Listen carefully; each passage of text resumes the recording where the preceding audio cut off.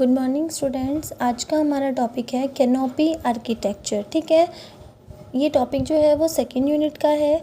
अब आगे देखो, प्लांट्स जो होते हैं वो किस टाइप के होंगे, डिफरेंट शेप और साइज़ के होते हैं। प्लांट्स जो होते हैं वो बहुत छोटे से लेकर बड़े विशालकाय तक होते हैं। तो बहुत छोटे पेड़ जो कि 1 वर्षीय होते हैं मेनली, उसके अलावा उनका जो तना होता है वो सिलेंड्रिकल होता है, ग्रीन होता है। उन वाले जो प्लांट्स होते हैं उनको हम हर्ब कहते हैं। श्रब किसे बोलते हैं? जो हर्ब से तो बड़े होते हैं और ट्री से छोटे होते हैं। ठीक है, उसके बाद आते हैं ट्री जो होते हैं उनका स्टेम वुडी होता है। ठीक है, उसके अलावा ये बहुत ज़्यादा लंबे टाइम तक जीवित रहते हैं, पेरिनियल होते हैं।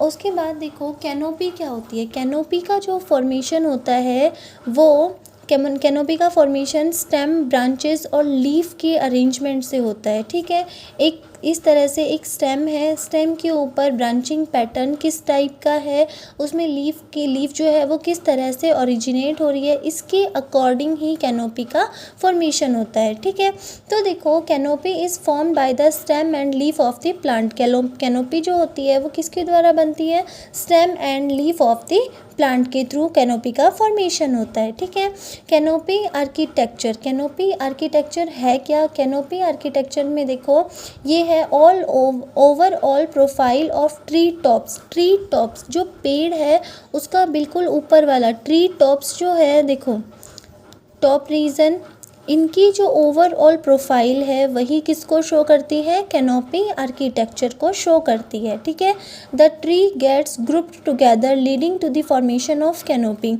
इसमें देखो जो ट्रीज़ होते हैं ना वो क्या करते हैं, पूरे एक ग्रुप का फॉर्मेशन करते हैं, leading to the formation of canopy. पूरे ग्रुप का फॉर्मेशन, ऊपर की तरफ ब्रांचेस जो होती हैं वो पूरी मिलकर एक ग्रुप का फॉर्मेशन करती है और वो किसको लीड करती है? Lead to the formation of canopy के फॉर्मेशन को लीड करती है। ठीक है, जिसके कारण क्या होता है कि reduce the amount of light beneath them. देखो उसके बाद में जब ऊपर की तरफ एक पूरे ग्रुप का फॉर्मेशन हो जाता है तो सनलाइट जो होगी वो लोअर सबस्ट्रेटम पर बहुत कम अमाउंट में मिल पाती है। ठीक है, तो यही क्या है कैनोपी आर्किटेक्चर, जिसमें कि प्लांट की ट्री टॉप्स की ओवरऑल प्रोफाइल की स्टडी करते हैं। ठीक है, अब देखो प्लांट है, प्लांट्स को कौन कौन से फैक्टर्स अफेक्ट करते हैं? तो factors which affect the plant growth also affect the canopy. वो फैक्टर जो प्लांट की ग्रोथ को अफेक्ट करेंगे वही फैक्टर प्लांट की कैनोपी को भी अफेक्ट करेंगे। ठीक है, कैसे? इंटरनल और इंटरनल फैक्टर कौन से होते हैं? जो जेनेटिक फैक्टर्स होते हैं। ठीक है, एक्सटर्नल फैक्टर कौन से होते हैं? जो एनवायरमेंटल फैक्टर होते हैं, जैसे सॉइल, टेम्परेचर, पीएच, ये सब क्या करते हैं? प्लांट की ग्रोथ को अफेक्ट करते हैं। प्लांट की ग्रोथ को अफेक्ट करेंगे तो यही फैक्टर प्लांट की कैनोपी को भी अफेक्ट करेंगे। ठीक है, उसके बाद देखो adverse conditions like nutrition deficiency, water scarcity and low temperature. जो एडवर्स कंडीशन होती है, जो प्रतिकूल परिस्थितियाँ होती है, जैसे कि न्यूट्रिशन की कमी, वाटर की कमी और लो टेम्परेचर, उसके कारण क्या होगा? जो हमारी लीफ होंगी वो बहुत छोटे साइज़ की होंगी। ठीक है, तो वो क्या कर रही है? प्लांट की ग्रोथ को अफेक्ट कर रही है। तो यही जो स्ट्रक्चर, यही जो एडवर्स कंडीशन है, ये क्या करती है? कैनोपी के ऊपर भी नेगेटिव इफेक्ट डालती है। ठीक है, अब उसके बाद देखो